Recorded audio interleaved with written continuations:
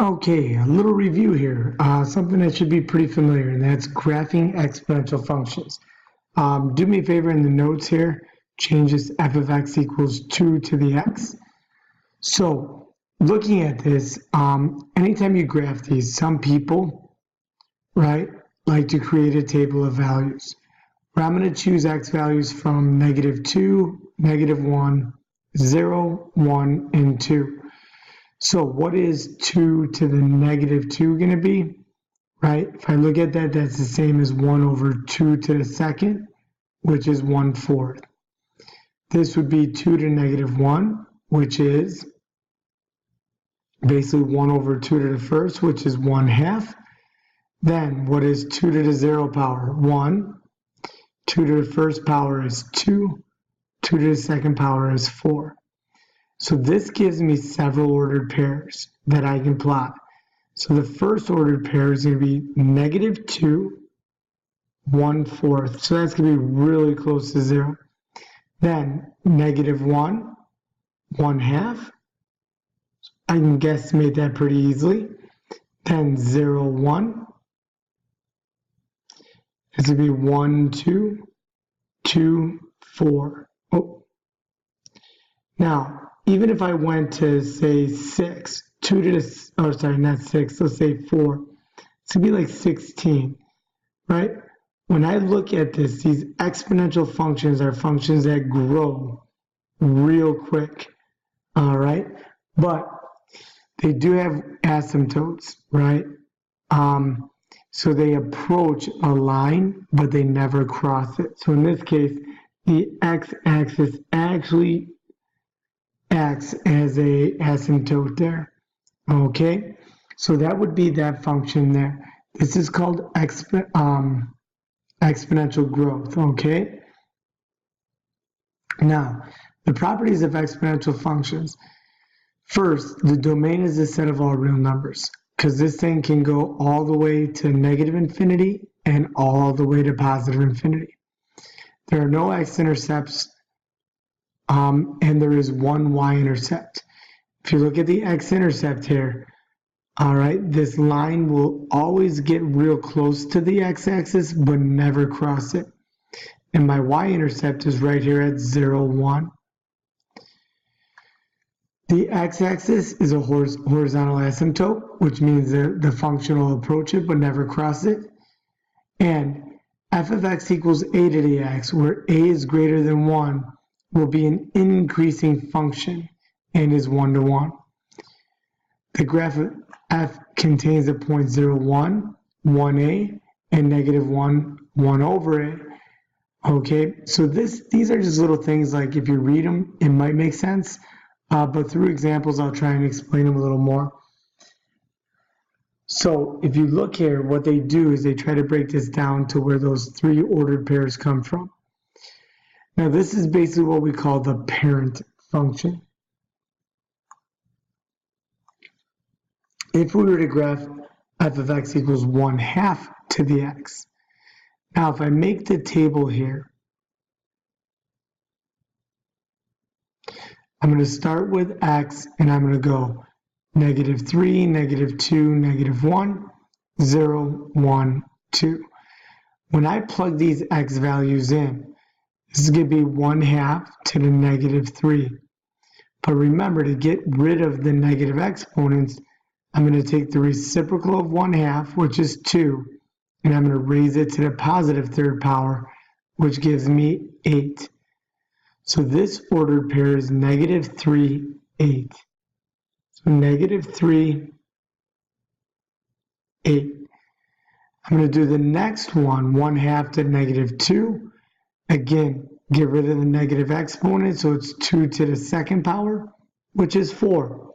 So 2, 4. Then 1/2 to the -1. It's the same as 2 to the first, which is 2. So -1, 2. 1/2 to the 0 power is 1. So 0, 1. But now when I have 1/2 to the 1 power, that's 1/2. So it's 1, 1/2. And as you look, we still have all the features that we talked about in that box up above. The graph approaches the x-axis but never crosses. You have the point 0, 1. And you have the point 1, comma 1 over a. But then you also have,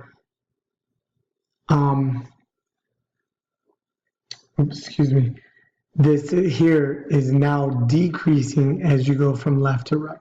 So what this is called is exponential decay. Okay? Now, in your calculator, what I want you to do is I want you to graph this parent function. So I'm going to go to y equals, and I'm going to graph 2 to the x power, right? But then I'm going to graph a first here. I'm going to say, in the next one, I'm going to do 2 raised to the x power. I'm going to arrow out of it and then add 1. And when I go to hit the graph, what do you notice happens? That's the first one, that's the parent function. What do you see happen from the blue to the red, right? You should notice that the graph went up 1 unit. So the transformation here is when you add some number to the outside, it goes up 1 unit. Now, if I added 3 to the outside, it would go up 3 units. So let's look at the next one. I already have the parent function in the first one, y1. So I'm going to change the next one here to minus 3. And if I hit graph, there's my parent function. Now what happens? The graph shifts down 3 units. So now the graph goes down 3 units. Okay, let's look at the next one. Y equals, I'm going to go, in this case now, I'm going to change it to x plus 2 in the numerator, and I'm going to delete that stuff. And now when I hit graph, what happens to it now? Look at the ordered pair, 0, 1. Where did that move? That moved to the left 2 units. So here, this graph shifted left 2 units. Okay? Now, the last one, right, what do you think it's going to do if we go ahead and subtract 5? Go ahead and hit graph.